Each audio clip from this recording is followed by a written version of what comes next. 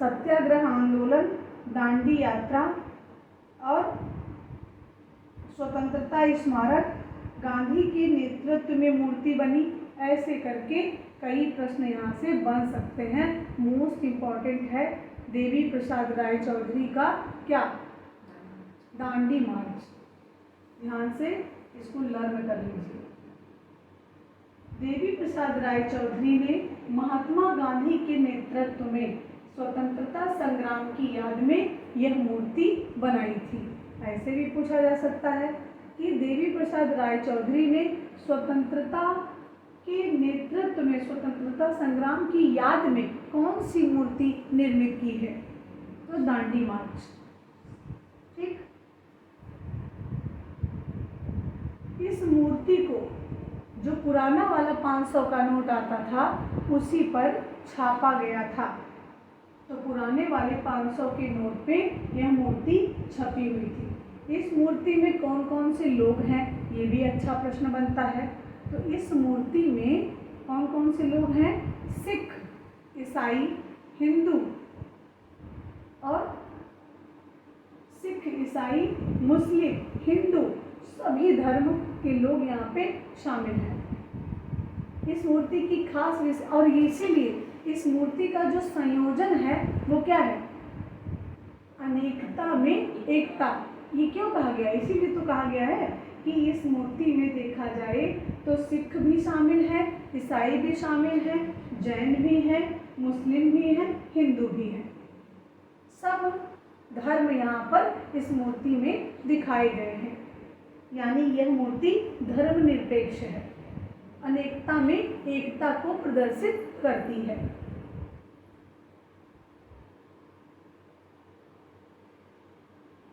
और इस मूर्ति में 11 लोग हैं। 11 लोग को बताया गया है। तो 9 पुरुष और 2 महिला हैं। 9 पुरुष और 2 महिला हैं। अच्छा प्रश्न बनता है, याद रखना, 9 पुरुष 2 महिला, 9 2 11, 11 लोग इस मूर्ति में शामिल हैं। जितना संभव हो सकता था इस मूर्ति के विषय में पढ़ना, पढ़ाना और यहाँ से प्रश्न आना, ये सब मैंने यहाँ पे मेंशन कर दिया है। अच्छे से पढ़ लेना, लर्न कर लेना, प्रश्न यहीं से सब मिल जाएंगे। फ्रेस्को सिक्को चित्रण में किस प्रकार की भित्ति का प्रयोग किया जाता है? सिक्को मीन्स क्या होता है, सूखा, ब्यूनो मीन्स क्या होता है, गीला। तो सूखा और गीला पद्धति दोनों जो 2 प्रकार हैं वो किसके प्रकार हैं, फ्रेस्को के। और फ्रेस्को किसकी विधि है, चित्रकारी की। कौन सी चित्रकारी की, भित्ति चित्रकारी की, यानी वॉल पेंटिंग है, दीवार पर बनाई जाती है। इसमें 2 प्रकार की विधियां प्रचलित होती हैं। एक फ्रेस्को सिक्को जिसे ड्राई फ्रेस्को के नाम से भी जानते हैं, और दूसरा फ्रेस्को ब्यूनो। ब्यूनो वाली पद्धति भारत में इटली से आई थी और फ्रेस्को सिक्को वाली पद्धति मिस्र से आई थी। और इसका पहली बार प्रयोग अगर भारत में कहा जाए तो जोगीमारा की गुफा में हुआ है। सफल प्रयोग, अच्छा प्रयोग अजंता की गुफा में हुआ है। आप फ्रेस्को सिक्को विधि देख लेंगे। फ्रेस्को म्यूरल पेंटिंग या इसी को हिंदी में क्या कहते हैं, भित्ति चित्रण की एक विधि है। इसे ड्राई फ्रेस्को, ड्राई मीन्स क्या होता है, सूखा, इसे ड्राई फ्रेस्को के नाम से भी जानते हैं। यह मुख्य रूप से वॉल पेंटिंग है। इसका धरातल क्या है, वॉल या दीवार है। ऐसे एक प्रश्न बनता है कि इसका धरातल क्या नहीं है, तो जमीन इसका धरातल नहीं होता है। क्या क्या होता है, छत, दीवार और स्तंभ इसके धरातल होते हैं। छत पर, जमीन पर ये नहीं बनाई जाती है। अधिकतर मैक्सिमम जितने भी चित्रकार हुए जमीन पर इसको नहीं बनाए हैं।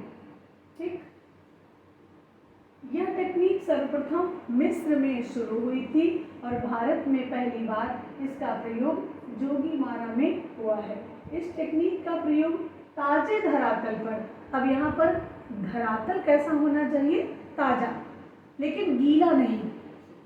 ताजा धरातल और सूखा, गीला नहीं करना है। बात समझ में आई? ताज़ा धरातल और गीला नहीं होना चाहिए, सूखा धरातल होना चाहिए।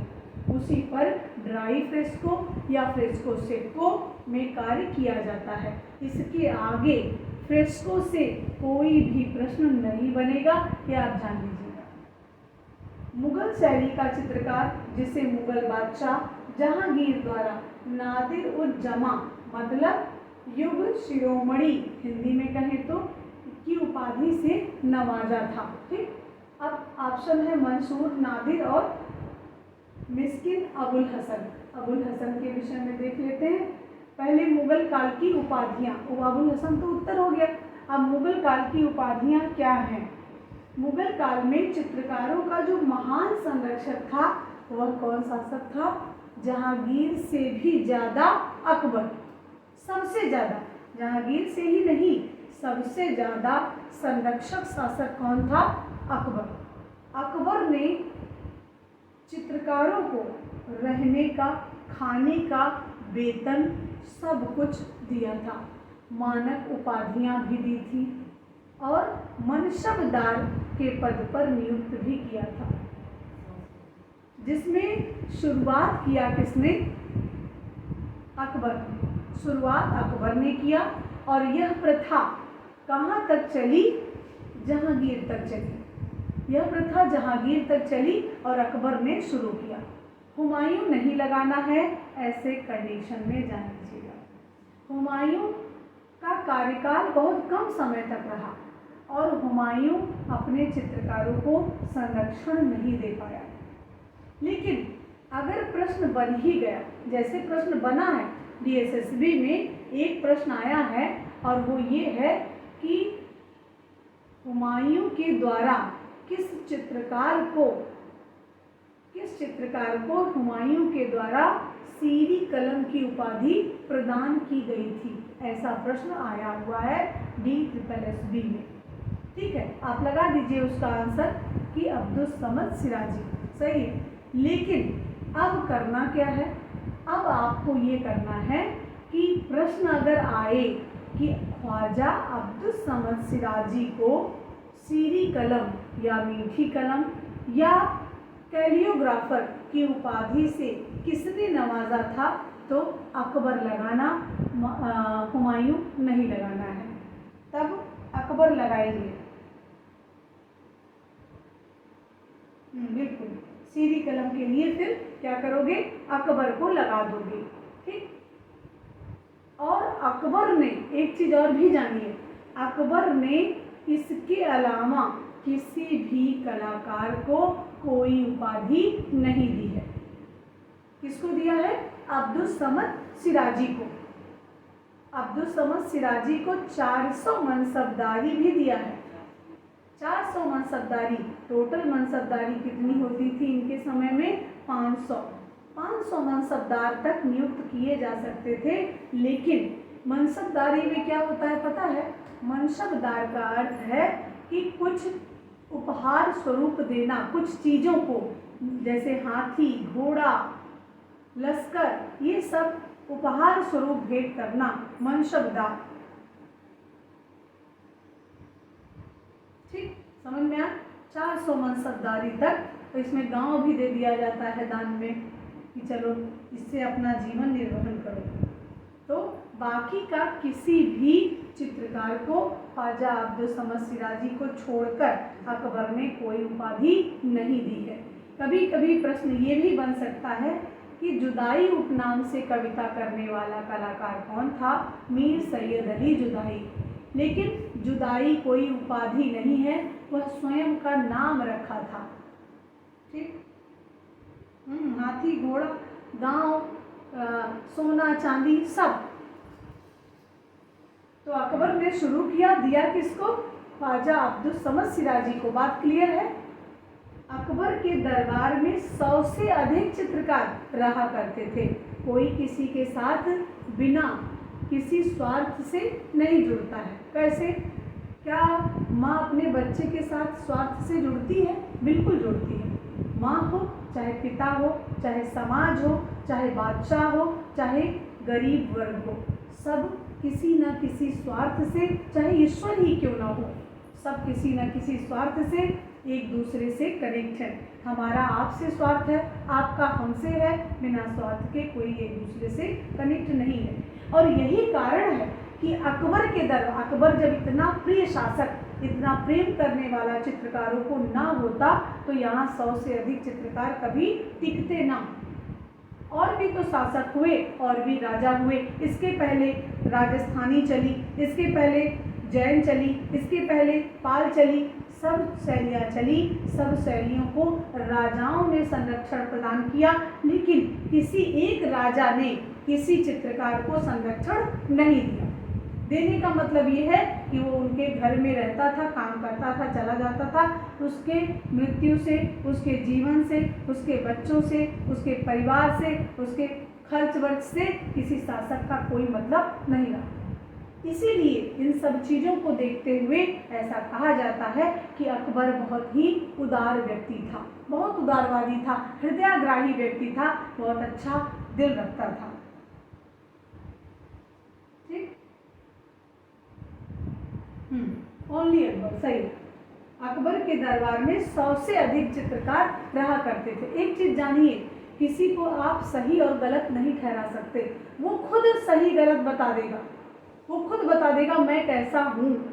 जैसे अकबर अगर इतना अच्छा व्यक्ति ना रहा होता तो उसके लिए इतने चर्चाएं ना रही होती। औरंगजेब के लिए तो कोई चर्चा नहीं है, शाहजहां के लिए तो कोई चर्चा नहीं है, तो जो अच्छा था उसके लिए चर्चा थी। और किसी 4-6 के कहने से कोई खराब नहीं बनता, वो खुद व्यक्ति ही अपनी प्रशंसा करवाता है और अपना उपहास करवाता है। उच्च कोटि के चित्रों पर अकबर इनाम देता था, मनसबदारी देता था, ओहदे प्रदान करता था। सारे कार्य अकबर के समय में हुए हैं। ख्वाजा अब्दुल समद सिराजी को सीरी कलम की उपाधि किसने प्रदान की?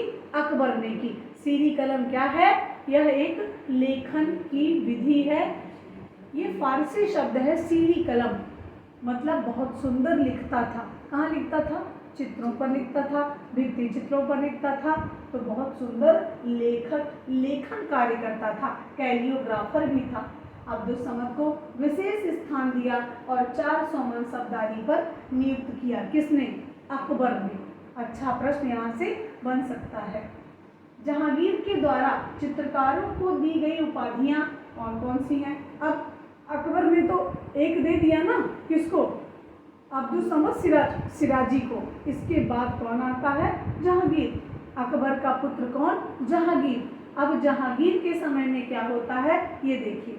जहांगीर भी अकबर के जैसा तो नहीं था, लेकिन हाँ बहुत खराब भी नहीं था।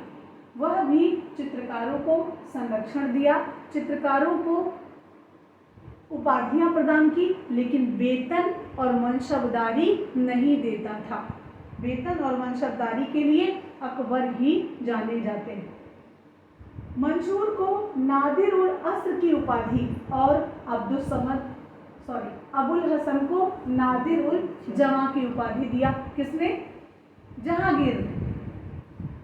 अब नादिर उल जमा का क्या अर्थ है? युग का सबसे उत्कृष्ट व्यक्ति, सबसे अच्छा व्यक्ति युग का किसको कहा गया है? अबुल हसन को कहा गया है। सबसे अच्छा व्यक्ति जहांगीर ने किसे माना है? अबुल हसन को माना है। मंसूर को क्या कहा है? मंसूर को कहा कि वंडर ऑफ एरा, मतलब युग का आश्चर्य है। ये ऐसा व्यक्ति है जो युग में, इस युग में, इस समय में, इस काल में ऐसा चित्र पशु पक्षी का, पेड़ पौधे का, वनस्पतियों का ऐसा चित्र कोई नहीं बना सकता। ये बात किसने कही है? जहांगीर ने। किसके लिए कही है? मंसूर के लिए कही है। ठीक, तो ये था आपका क्या? नादिर उल जमा और नादिर उल अस्र। जिसको ना समझ में आया हो एक बार कमेंट करके, रोक करके पूछ ले। ये क्लासेस बहुत महत्वपूर्ण है। ऐसी क्लासेस हम आपको एकदम स्पष्टली बता दें, कहीं भी आप नहीं पाएंगे, चाहे आप कितना भी झूठ बोलते रहें, सही बोलते रहें। क्योंकि इतना डिफाइन करने के लिए 10 घंटा पढ़ोगे तब डिफाइन कर पाओगे, और 10 घंटा पढ़ने का समय आज के टीचरों के पास, यूट्यूबर के पास नहीं है। वो जितना 10 घंटा खुद को देंगे पढ़ेंगे, उतना 10 वीडियो बना के अपलोड कर देंगे, व्यूवर्स बढ़ेंगे, पैसा आएगा। लेकिन कब तक, कब तक, कब तक आप गुमराह होते रहेंगे। 2021 में बहुत से स्टूडेंट हमारे पास आए और उनका ये कहना था कि अगर हम आपको 2021 में ही पा लिए होते तो शायद आज हम नौकरी करते होते। इसलिए कहा, मेरा मुंह देख के नहीं कहा, मैं तो पगलिया जैसी बैठ जाती हूँ पढ़ाने। मैंने तो कभी किसी चीज़ को सिर्फ प्रियॉरिटी अगर मैंने अपने जीवन में दी है तो पुस्तकों को दिया है, किताबों को दिया है, और किसी चीज़ की कोई प्रियॉरिटी मेरे जीवन में नहीं रही है और आज भी नहीं है।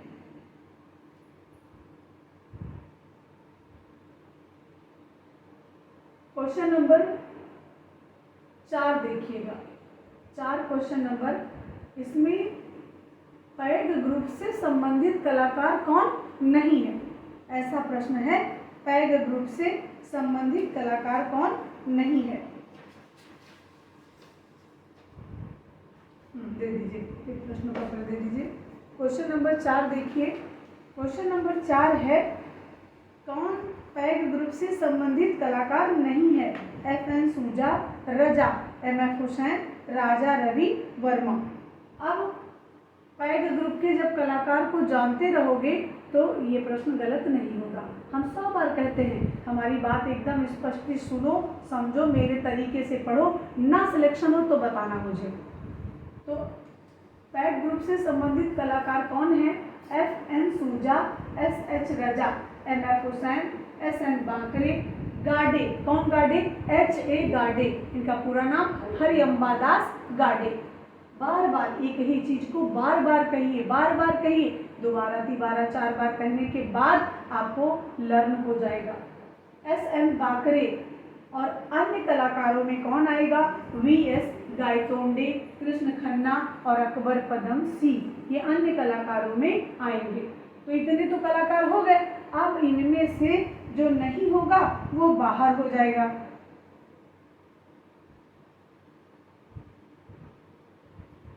ठीक, जो नहीं होगा वो बाहर हो जाएगा। तो कौन नहीं है, राजा रवि वर्मा नहीं है, वो बाहर हो गए। प्रश्न नंबर 5 देखिए। राजा विमल शाह एवं तेजपाली। राजा विमल शाह, दिलवाड़ा का जैन मंदिर।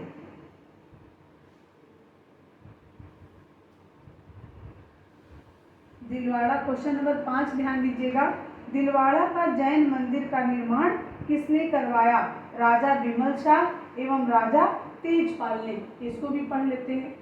दिलवाड़ा का जैन मंदिर, इसका मतलब है ये जैन धर्म को समर्पित है। मंदिर कहाँ है ये माउंट आबू में, और ये कहाँ, सिरोही में। सिरोही जिला है और माउंट आबू एक स्थान है। और दिलवाड़ा है कहाँ, दिलवाड़ा किस राज्य में है, राजस्थान में।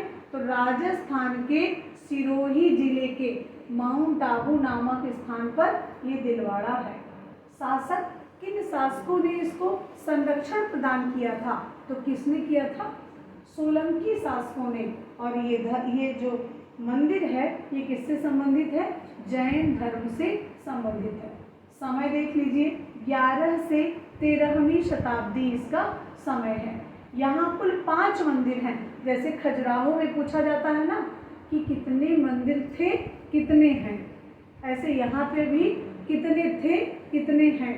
तो यहाँ पे जितने थे उतने ही हैं, यहाँ पर मंदिर नष्ट नहीं हुए हैं।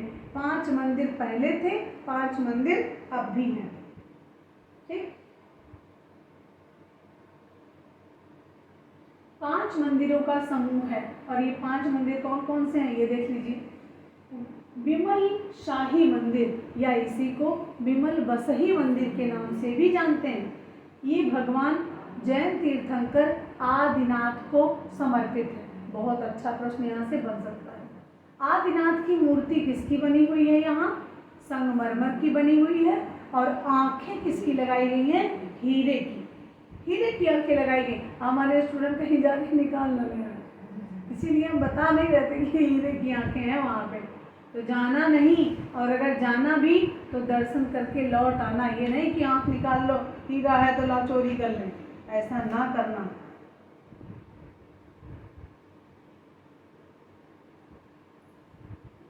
अच्छा, स्पष्ट नहीं दिख रहा है। ओके, हाँ, भूल जा रहे हैं हम, क्योंकि मैंने ये कहा था कि मैं नीचे बैठी हूँ तो थोड़ा सा नीचे कर लूँगी। बिल्कुल बिल्कुल, ऊपर करने से कैमरा मैं नहीं दिखती हूँ, इसीलिए मैंने कैमरे को नीचे कर रखा है। अब ध्यान रहेगा मुझे, तो मैं इसको ऊपर नहीं जाने दूँगी, ठीक। और जैसे ही गड़बड़ हो तुरंत हमको मैसेज कर देना।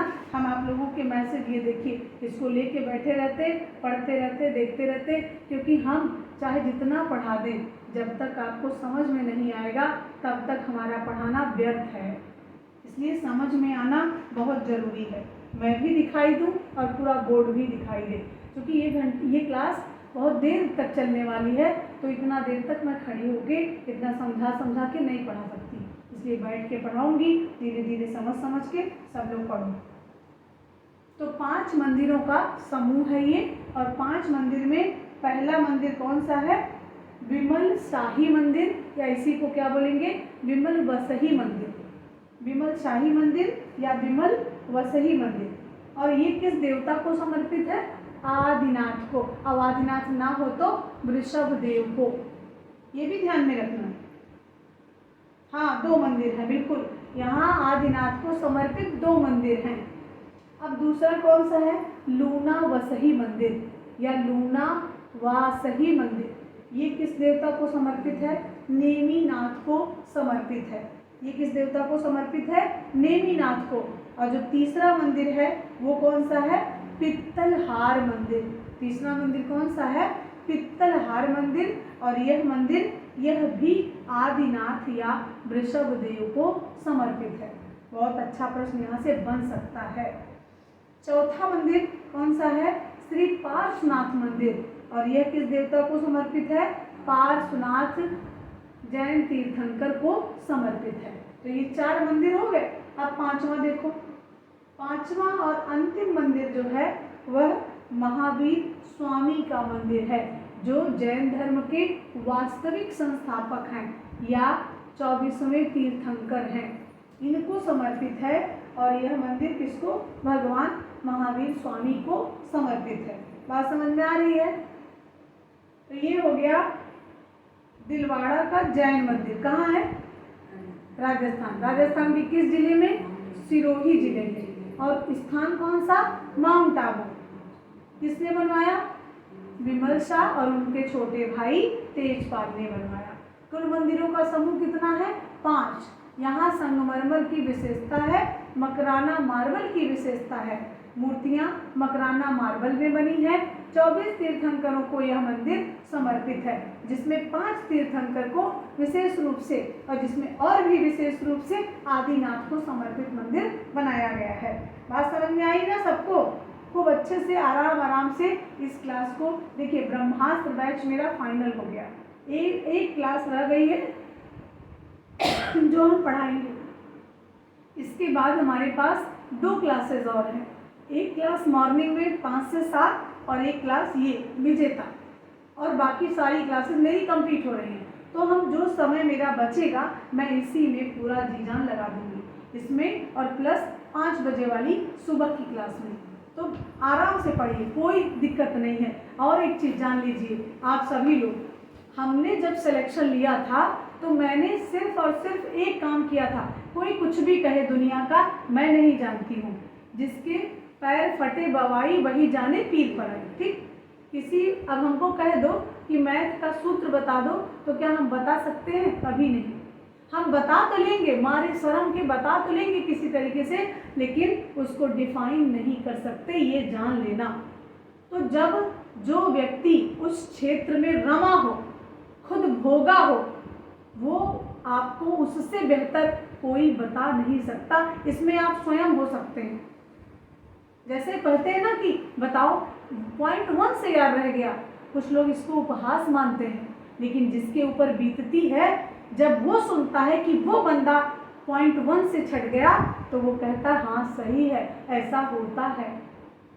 लेकिन कुछ लोगों को ये समझ नहीं आएगा, क्योंकि वो पॉइंट 1 क्या, वो 20 नंबर से नहीं छटे ही नहीं। क्यों? क्योंकि वो परीक्षा दिए ही नहीं। तो उनको क्या ही पता कि पॉइंट 1 से छटना और 20 क्वेश्चन से छटने में क्या अंतर है, क्या दुख होता है, उनको ये नहीं पता है। तो ये मेरी एक बात समझ लो, जब मैंने पहली बार सिलेक्शन लिया था, मुझे कला का क नहीं आता था, एकदम नहीं आता था। पहली बार सिलेक्शन में मुझे कुछ नहीं आता था, फिर भी मैंने चयन ले लिया था। कैसे ले लिया था? सिर्फ और सिर्फ उस समय के जो भी प्रैक्टिस सेट्स, मेरे प्रैक्टिस सेट्स थे नहीं, मुझे जब आता ही नहीं था तो हम लिखते क्या।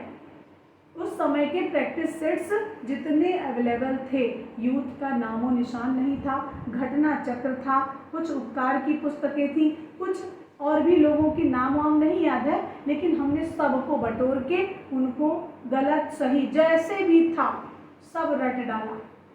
और बाद में समझ में आया कि कुछ चीज़ें गलत भी थी, उसमें मेरे क्वेश्चंस भी गए, लेकिन इतना पढ़ने के बाद चयन हो गया। हो जाएगा, हो जाएगा, सब हो जाएगा। धीरज धरिए, कोई भी कार्य आर्ट गंगा में ऐसा नहीं है जो कहा गया हो हुआ ना हो। हाँ, मैंने कहा है कि देर लग सकती है, और आने वाले समय में देर भी अब नहीं लगेगी, क्योंकि देखिए करते करते काम का अनुभव होता है। बेशक पढ़ाई आ रही है लेकिन अनुभव नहीं है। अब धीरे धीरे कार्य का अनुभव भी हो जाएगा, और सीखने से ही अच्छा कर सकते हैं।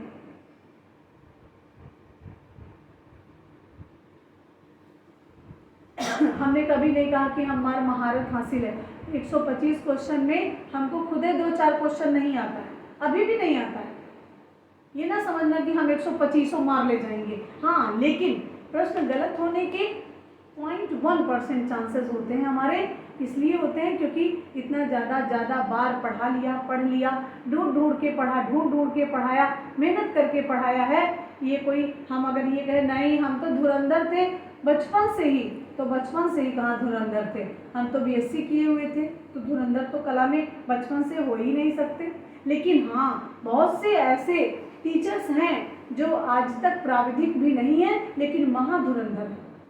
उनकी क्लासेस जबरदस्त लिखती हैं, जबरदस्त चलती हैं, लेकिन जब रिजल्ट आता है वहीं मौन धारण वो भी हो जाते, उनके स्टूडेंट भी हो जाते हैं।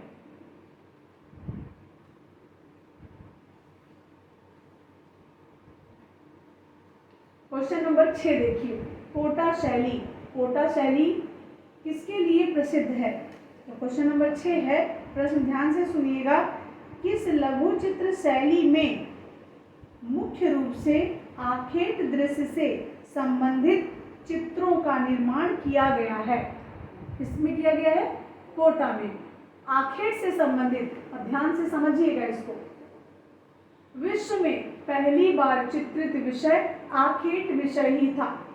विश्व में पहली बार क्या चित्रित था? आखेट चित्रित था। हमारा आप सभी से एक प्रश्न है, और प्रश्न बताइए। प्रश्न है, सैंधव सभ्यता में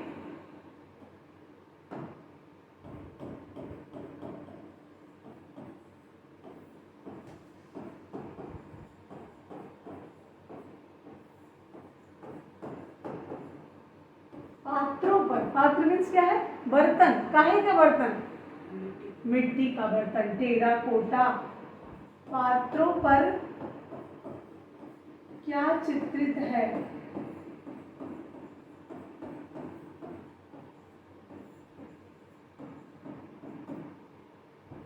ऑप्शन है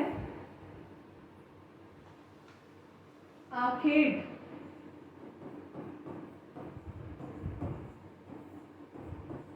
मानव,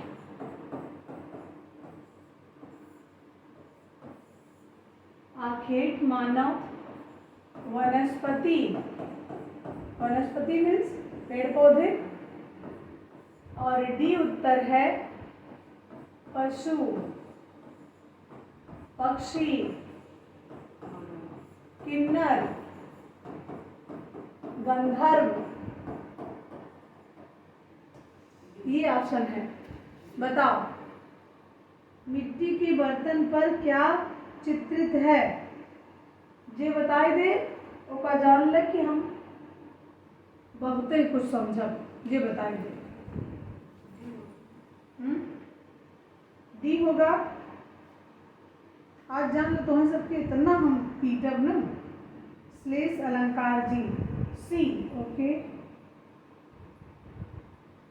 इनके तो अलगे उत्तर आएंगे। सी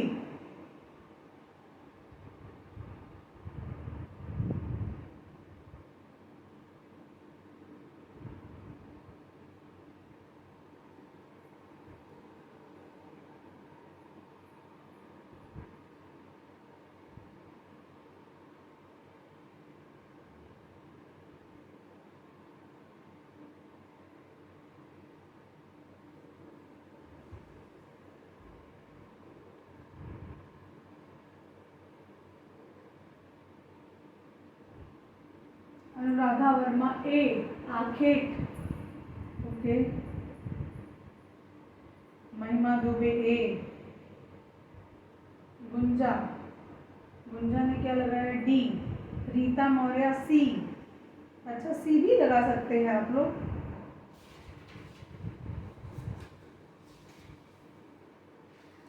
आखेट में पशु पक्षी मानव सब आ जाएगा।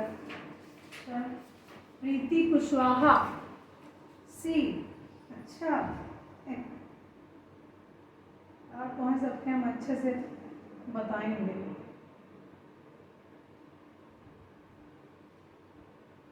सी चल आखेट में सब आ जाएगा।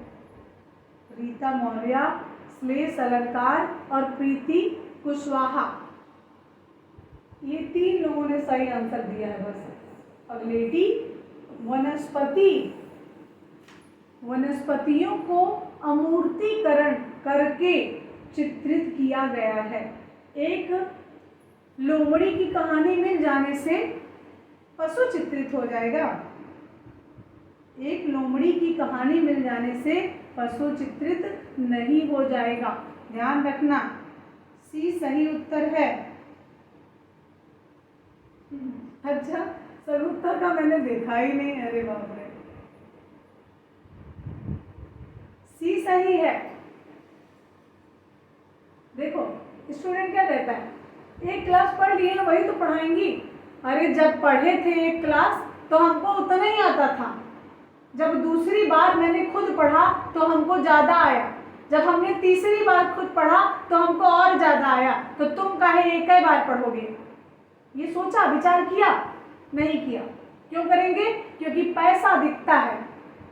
फीस नहीं देंगे यार, 4 बार फीस नहीं देंगे, और जब 70,000 सैलरी पाएंगे उसका कोई नहीं मतलब। 70,000 सैलरी तो आनी चाहिए, लेकिन काम ना करने जाना पड़े, पहली बात तो प्रॉब्लम ये होती है। जितना जब आएगा हमको तभी तो बताएंगे कि हम पेट से सीख के आए हैं, सब हमको आ ही रहा है। जैसे हम अपने आप को अपडेट कर रहे हैं, आपको भी करना पड़ेगा। ये ध्यान में रखना, ये मत कभी सोचना कि एक बार हमने पढ़ लिया बहुत है, तो एक बार खाना खा लिया तो बहुत है, तो फिर दोबारा ना खाओ। हर काम 10 बार करोगे, 100 बार करोगे, लेकिन जिससे भविष्य बनना है वो काम एक बार भी नहीं करना है। और यही कारण है कि परेशान रहते हो सब लोग, यही कारण है। तो यहाँ पे जो सिंधु सभ्यता में पात्र हैं, बर्तन हैं, उस पर लाल रंग के बर्तन पर काले रंग और सफेद रंग से वनस्पतियां बनाई गई हैं। वनस्पतियों का जो आकार है वह अमूर्तीकरण की तरफ दिखाता है। आगे देखते हैं। अब प्रश्न हमारा था कि राजस्थानी शैली में, प्रश्न क्या था भैया?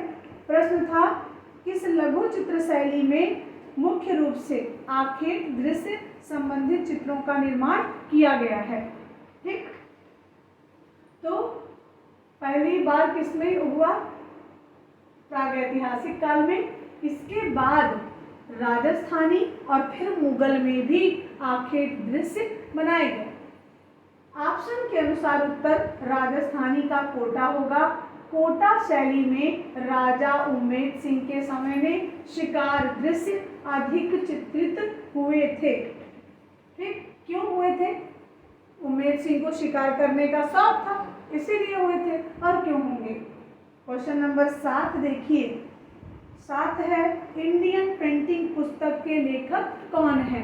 अब श्लेष को कह दिया हमने, श्लेष अलंकार जी को कह दिया हमने, ये सी लगा दिया, ये यूँ लगा सकते थे, तो सब सोचे होंगे अरे वाह सी तो लगाओ एक मायना, मतलब ऐसा तो सोच ही सकते हो।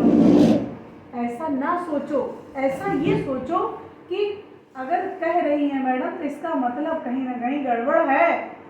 इतना ध्यान से किसी का उत्तर देखना। कोटा में उम्मेद सिंह। फिर देखो 7वां प्रश्न क्या है। 7वां है इंडियन पेंटिंग पुस्तक के लेखक कौन है। पर्सी ब्राउन है। अब पर्सी ब्राउन की जितनी पुस्तकें हमको याद हैं, हमको पता है, उनको हमने यहाँ पे लिख दिया है। ठीक, भारतीय चित्रकला, इंडियन पेंटिंग। एक चीज जान लो, जब भी भारतीय चित्रकला कहे तब वासुदेव शरण अग्रवाल, और जब कहे इंडियन पेंटिंग तब कौन, पर्सी ब्राउन। इनाय की हिंदी को उच्चारण बने दे, हिंदी का उच्चारण बनाने से प्रश्न गलत हो जाएगा, ध्यान रखना। कैसे, जैसे एक प्रश्न सुबह वाली क्लास में मिला था कि सुबह वाली क्लास में क्या प्रश्न मिला था, याद है, प्रमाण का संबंध है ना, बाह्य सौंदर्य, आंतरिक सौंदर्य और क्या, सादृश्य, सब मिला था ना। लेकिन उसमें क्या उत्तर था, सादृश्य। क्या बाह्य सौंदर्य और आंतरिक सौंदर्य नहीं था, लेकिन जो सबसे अच्छा उत्तर था वो क्या था, सादृश्य था। इसका ध्यान रखिएगा, अपने मन का व्याकरण ना ठोक देना, अपने मन का व्याकरण नहीं ठोकना है। भारतीय चित्रकला नामक पुस्तक के लेखक कौन, अगर वासुदेव शरण अग्रवाल है तो उन्हीं को करना, ना रहे तो पर्सी ब्राउन को देख लेना। बाकी पर्सी ब्राउन की जो पुस्तक है उसका क्या नाम है, इंडियन पेंटिंग। अब अन्य पुस्तकें, भारतीय वास्तुकला, इंडियन आर्किटेक्चर, बौद्ध और हिंदू, इंडियन आर्किटेक्चर, बौद्ध और हिंदू, बौद्धिज्म और हिंदुज्म। भारतीय वास्तुकला, इस्लामिक काल, इंडियन आर्किटेक्चर, इस्लामिक पीरियड, ये इनकी पुस्तक है। पिक्चरल नेपाल, ये इनकी पुस्तक है। Indian painting under the Mughals, ये भी इनकी पुस्तक है, ध्यान देना। ठीक, अब क्वेश्चन नंबर 8 पर आते हैं। 8 प्रश्न कह रहा है, खजुराहो मंदिर किस राज्य में स्थित है। राज्य की बात कर रहा है, जिले की भी कर सकता है, स्थान की भी कर सकता है, धर्म की भी कर सकता है, शासक कौन है इसकी भी कर सकता है, इसको भी ध्यान से समझो। खजुराहो कहाँ है, मध्य प्रदेश में है। खजुराहो राज्य मध्य प्रदेश, इसीलिए हम राज्य, जिला, स्थान, खोजकर्ता सब मैंने जब शुरू किया था इस तरीके से लिखना तो सारे नकलची यूट्यूबर सब उसी तरीके से लिखने लगे, लेकिन सब वहीं पर हैं। हमारी टेक्निकें बदलती रहीं, हमारे PDF, हमारी क्लासेस अपडेट पर हमेशा रहीं, वही न, क्योंकि हमने क्या कहा कि अरस्तु कहते हैं प्रकृति का अनुकरण है, तो कला प्रकृति का अनुकरण है अरस्तु कहते हैं, और हम भी अरस्तु की बात से सहमत हैं, प्लेटो की बात से और अन्य यूट्यूबर्स सहमत हैं, क्योंकि वो कहते हैं अनुकृति की अनुकृति है, नकल करते जाओ, नकल करते जाओ, और फिर पूरे टाइम, पूरी जिंदगी खाली यूट्यूब पर छाए रहो, फिर सरकारी विद्यालय ट्रेजरी का पैसा मुनासिब ना हो, यही होता है। तो खजुराहो मंदिर किस राज्य में है, मध्य प्रदेश में है। खजुराहो मंदिर मध्य प्रदेश में स्थित है और ये प्रसिद्ध है हिंदू और जैन मंदिरों का समूह है। कितने धर्म, 2 धर्म, हिंदू और जैन। उज्जैन के महाकालेश्वर मंदिर यहाँ पर है, ये भगवान शिव का एक प्रमुख ज्योतिर्लिंग है। चित्रकूट, ये क्या है समझ पा रहे हैं, मध्य प्रदेश में कौन कौन से और मंदिर हैं। यहाँ पे हमने ये मेंशन किया है कि मध्य प्रदेश में और कौन कौन से मंदिर हैं। तो खजुराहो के अलावा उज्जैन के महाकालेश्वर मंदिर यह भगवान शिव को समर्पित है। चित्रकूट के कामदगिरि मंदिर, ये भी आपके मध्य प्रदेश के अंतर्गत। नचना कुठार मंदिर बुंदेलखंड में। विष्णु का आयरन मंदिर मध्य प्रदेश में। घूंगरा का शिव मंदिर सतना जिले में स्थित भगवान शिव को समर्पित है। तेली का मंदिर ग्वालियर में है जो भगवान विष्णु को समर्पित है। और अहिछत्र मंदिर मध्य प्रदेश के मुरैना जिले में भगवान शिव को समर्पित। लक्ष्मण का सिरपुर का मंदिर मध्य प्रदेश में जो लक्ष्मण जी को समर्पित है। इतने मंदिर यहाँ पे मध्य प्रदेश वाले हैं। अगला प्रश्न 9 है। 9 वाला देख लीजिए। उस चित्रकार का नाम बताइए जिसने निर्वसनाओं के श्रृंखलाएं बनाई हैं। निर्वसनाओं के श्रृंखलाओं के लिए KH आरा। KH आरा का पूरा नाम है कृष्ण हवला जी आरा। निर्वसना से संबंधित और कौन से कलाकार हैं देख लो। FN सूजा, KH रजा। मुख्य रूप से FN सूजा निर्वसना से संबंधित कलाकार हैं। अगर सूजा और आरा दोनों दे दे तब क्या करोगे? पहले सूजा को लगाना, ना हो तब आरा को लगाना। और अगर दोनों हो तब, अगर दोनों होगा तो एक से अधिक उत्तर सही होगा। और अगर एक कोई पूछेगा तो पहले सूजा को लगाना फिर आरा को लगाना, ध्यान रखना। FN सूजा का कथन भी है सारी सभ्यता ही निर्वसना है। ऐसा किसने कहा है? FN सूजा, फ्रांसिस न्यूटन सूजा ने कहा है। अमृता शेरगिल ने खुद को निर्वस्त्र चित्रित किया है। ये ऐसी महिला कलाकार थी जिन्होंने अपने आप को, स्वयं को निर्वस्त्र चित्रित किया है, एरोटिक कला में चित्रित किया है। निर्वसना से संबंधित कलाकार नहीं है। कौन नहीं है?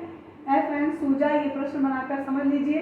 FN सूजा, KH आरा, अमृता शेरगिल, MF हुसैन। तो कौन नहीं होगा? MF हुसैन नहीं होंगे। वो उन्होंने गंदे तरीके से देवी देवताओं का चित्रण जरूर किया है लेकिन नग्न चित्रण नहीं किया है।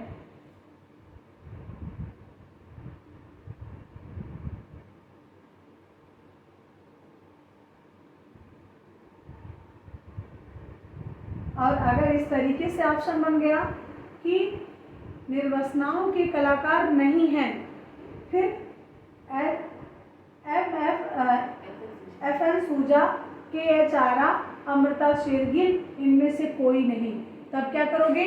तब लगा दोगे अमृता शेरगिल, क्योंकि अमृता शेरगिल नग्न कलाकारों में से नहीं है। ऐसे में लगा दोगे क्या? अमृता शेरगिल। ठीक। क्वेश्चन नंबर 10 देखिए। 10वां प्रश्न कह रहा है भारत भवन कहाँ है? अगला प्रश्न कह रहा है भारत भवन कहाँ है? तो भारत भवन भोपाल में है। भारत भवन मध्य प्रदेश के भोपाल में स्थित है। इसकी स्थापना 13 फरवरी 1982 को हुई थी। और किसने किया था? अशोक वाजपेयी। और अशोक वाजपेयी का समर्थन, सहयोग किसने किया? जे स्वामीनाथन ने किया था, यानी जगदीश स्वामीनाथन ने किया था। क्या हुआ? कट रहा है। अच्छा, अब सही है। कोई भी समस्या क्लास में आ रही है, एक बार, 2 बार, 4 बार मैसेज करिए, तुरंत समस्या सॉल्व हो जाएगी। क्योंकि देखो भाई, हम पढ़ा रहे हैं तो हम ये बहुत ज़्यादा देख नहीं पा रहे हैं कि क्या प्रॉब्लम आ रही है।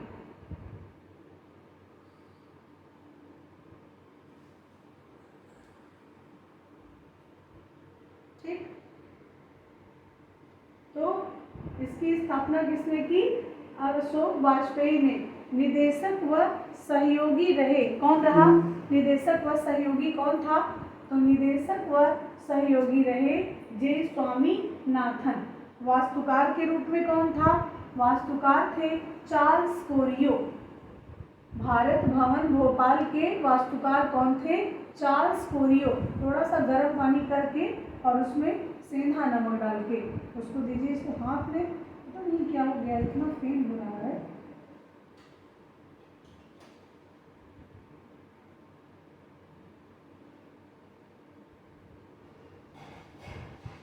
अगला प्रश्न है क्वेश्चन नंबर 11 देखिए। क्वेश्चन नंबर 11 देखिए। 11 प्रश्न कह रहा है चित्रकार का नाम जिसने प्रसिद्ध चित्र जमीन बनाया है। तो जमीन किसने बनाया है ये देख लीजिए। प्रसिद्ध चित्र जमीन एम.एफ. हुसैन, एस.एच. रजा ने भी बनाया है, लेकिन मुख्य रूप से जमीन को चित्रित करने वाले एम.एफ. हुसैन ही होंगे। पहला आंसर कौन होगा? एम.एफ. हुसैन होंगे। और इसके अलावा भी जमीन को चित्रित करने वाले कौन से कलाकार हैं? तो ये भी देख लीजिए। यामिनी रंजन राय जमीन को पेंट किए हैं। नंदलाल बोस जमीन को पेंट किए हैं। अमृता शेरगिल जमीन को पेंट की हैं। के हैबर, एम.एफ. हुसैन और असित कुमार हलदार, सुनील दत्त, फ्रांसिस न्यूटन सूजा, कृष्ण हवलाजी आरा, इतने लोग जमीन को पेंट किए हैं। और मुख्य रूप से जमीन के लिए किसको लगाएंगे आप? तो एम.एफ. हुसैन को पहला आंसर टिक करेंगे। नेक्स्ट क्वेश्चन देखेंगे। क्वेश्चन नंबर 12 देखिए। 12वां प्रश्न देखिए। साफ दिख रहा है 12वां प्रश्न?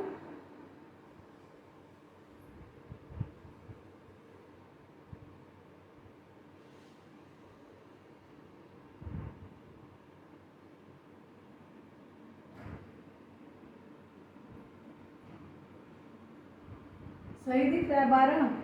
ठीक। अब देखिए प्रश्न नंबर 12।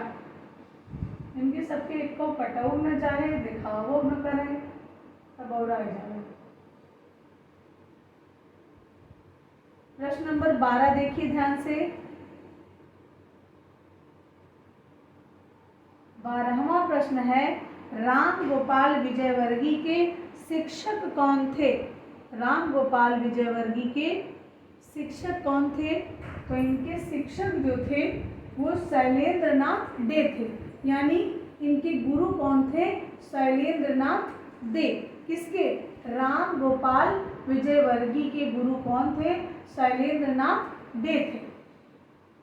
समय इनका कब से कब तक रहा है? तो इनका जन्म सन 1905 में कहाँ? राजस्थान के बालेर में हुआ था। कहाँ हुआ था?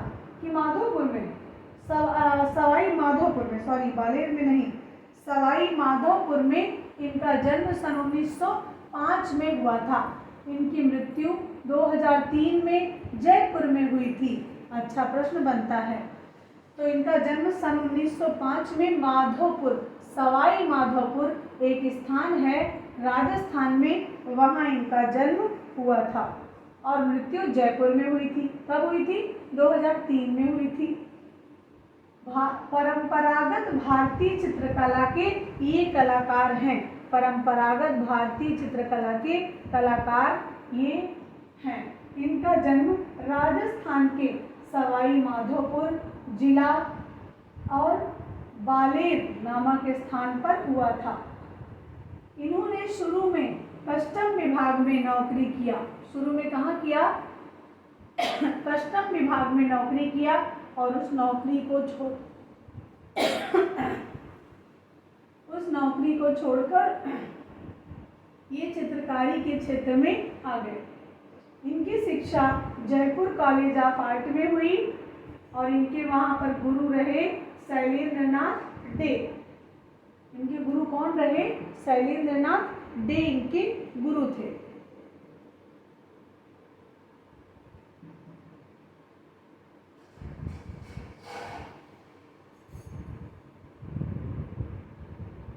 ठीक। शैलेंद्र नाथ डे के तुरंत बाद प्रधानाचार्य का पद राम गोपाल विजयवर्गीय ने सुशोभित किया था। एक गिलास पानी गर्म दे दो उनको। तुरंत जब ये गए, कौन, शैलेंद्रनाथ डे, तब कौन आया, राम गोपाल विजयवर्गीय यहाँ पर आ गए। ठीक,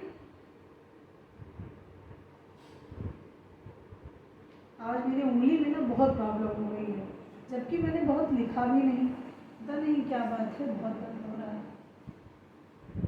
तो राम गोपाल विजयवर्गीय ने इनके बाद यहाँ पे प्रधानाचार्य के पद को सुशोभित किया।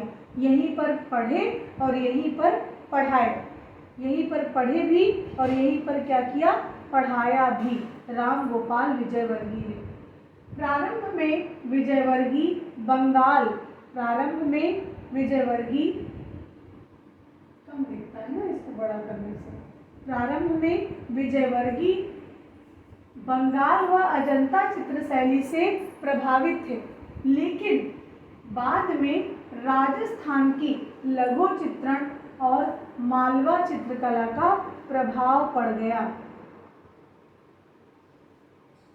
इन्होंने लोक जीवन के अनेक पहलुओं पर चित्रण कार्य किया, लोक जीवन के अनेक पहलुओं पर चित्रण कार्य इन्होंने किया। बहुत अच्छा प्रश्न बन सकता है।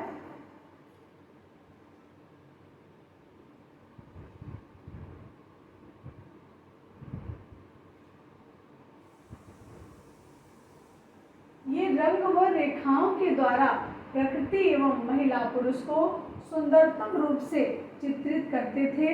इनके चित्रों में काव्य कला और चित्रकला का सामंजस्य दिखाई देता है। इन्होंने मेघदूत श्रृंखला बहुत सुंदर बनाई है। इसके साथ साथ गीत गोविंद इनका प्रिय विषय रहा। इनके चित्रों की तुलना देलाक्रा से की जाती है और इनका जो प्रिय चित्रण विषय रहा वह नारी रहा। इनके प्रमुख चित्रों में पार्वती परीक्षा का दर्शन, उमर खयाम श्रृंखला, 13 ताली नृत्य। राम गोपाल विजयवर्गीय के सम्मान में राजस्थान सरकार ने अभिनंदन पत्रिका का संपादन किया। अच्छा प्रश्न बनता है। शैलेंद्रनाथ डे के शिष्य कौन कौन से हैं ये भी देख लीजिए। शैलेंद्रनाथ डे के शिष्यों में देवकीनंदन शर्मा, शंभुनाथ गोपाल, राम गोपाल विजयवर्गीय, सुधांशु भूषण और चौधरी, ये सब शिष्य थे। अन्य शिष्यों की बात अगर करें तो गोपाल घोष भी इनके शिष्यों में आते हैं, ध्यान रखिएगा। लेकिन अगर गोपाल घोष के लिए पूछा जाए सीधा सीधा कि गोपाल घोष किसके शिष्य हैं, तो देवी प्रसाद राय चौधरी के शिष्य होंगे। लेकिन अगर ऑप्शन में नहीं है तो आप शैलेंद्रनाथ डे को भी टिक कर सकते हैं, ध्यान रखिएगा।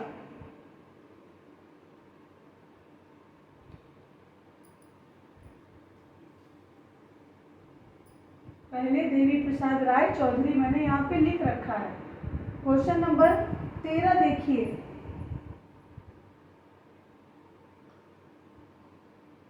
13वां प्रश्न है, कौन सी गुफा बौद्ध, हिंदू, जैन धर्म से संबंधित कलाओं का सांस्कृतिक मिश्रण है? तो भारत में एक ही गुफा, कौन सी? एलोरा, जो कि तीनों धर्मों की त्रिवेणी कही जाती है।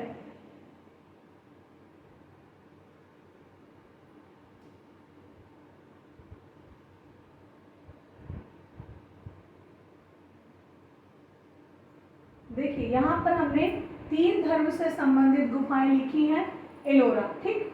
फिर खाली बौद्ध धर्म से संबंधित गुफाएं, तो खाली बौद्ध धर्म से संबंधित जो गुफा है वो क्या है? अजंता, सिगिरिया, कन्हेरी, कार्ले, भांजा, नासिक, लोमस ऋषि, बाघ, ये सब खाली की खाली किससे संबंधित हैं? ये सब बौद्ध धर्म से संबंधित है। खाली बौद्ध धर्म से संबंधित गुफा कौन है? नासिक, लोमस ऋषि, बाघ, अजंता, ये सब खाली बौद्ध धर्म से संबंधित हैं।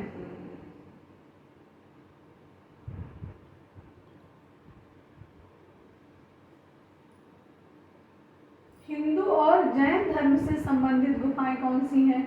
हिंदू और जैन धर्म से संबंधित गुफाएं उदयगिरी, खंडगिरी, बादामी, सित्तनवासल। हिंदू, बौद्ध और जैन तीनों धर्मों से संबंधित गुफा कौन सी है? एलोरा। खाली हिंदू धर्म से संबंधित गुफा कौन सी है? उदयगिरी और एलिफेंटा। जैन धर्म से संबंधित गुफा खाली कौन सी है? चित्तनवासल और जोगीमारा। क्वेश्चन नंबर 14 देखिए। क्वेश्चन नंबर 14वां देखिए। चित्रकार का नाम बताइए। नाट्य शास्त्र के रचयिता कौन है? नाट्य शास्त्र के रचयिता कौन है? भरत मुनि है। अब इसको हम कई बार डिफाइन कर चुके हैं। नाट्य शास्त्र के रचयिता कौन है? भरत मुनि है। क्वेश्चन नंबर 15वां देखिए। अवनींद्रनाथ टैगोर द्वारा भारतीय कला में कौन सी नई तकनीक से परिचित करवाया गया था? तो वॉश टेक्निक से परिचित करवाया गया था। वॉश को भी हम कई बार पढ़ा चुके हैं। क्वेश्चन नंबर 16 देखिएगा। 15 तक ही कराएंगे आज की क्लास में, इतना ही। नेक्स्ट क्लास कल करेंगे। सभी को नमस्कार।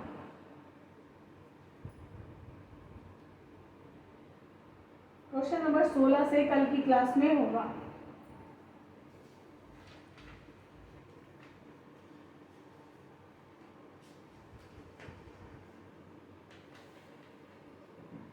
जो भी स्टूडेंट आर्ट गंगा से जुड़े हैं और क्लासेस लेना चाहते हैं वो हमारे संपर्क नंबर 8545004467, हमारा फ़ोन नंबर है 8545004467।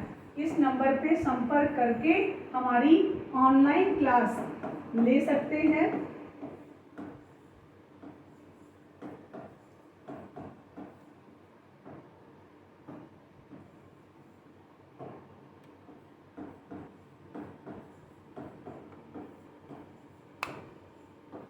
ऑनलाइन क्लास अभी 2 क्लासेस हमारे पास हैं। एक अगर मुझसे पूछा जाए तो सबसे बेहतरीन पूरा एकदम सॉल्व कंटेंट और लाइव होकर बैठकर मॉर्निंग में 5 से 7 आप अपने घर में ऑफलाइन क्लास को ऑनलाइन में पढ़ सकते हैं। बहुत अच्छी क्लास है, पूरी डिस्कशन सहित, पूरा डिस्क्रिप्टिव सहित, ऑब्जेक्टिव सहित वो क्लास है। बहुत ज़बरदस्त क्लास है, उसको जरूर लें। उस क्लास का नाम है यूथ सॉल्व। उसमें हम यूथ को सॉल्व करते हैं और बहुत बेहतरीन तरीके से। एक बार आप जरूर लीजिएगा। दूसरी हमारी जो क्लास है वो है विजेता बैच। विजेता बैच बहुत महत्वपूर्ण है। दोनों क्लास अपने आप में जबरदस्त हैं। दोनों क्लास का कोई जवाब नहीं है। बहुत अच्छी क्लासेस हैं, एक बार पढ़ के जरूर देखिए। Thank you so much. ऐसे पढ़ते रहिए, आर्ट गंगा के साथ बने रहिए। सभी को नमस्कार।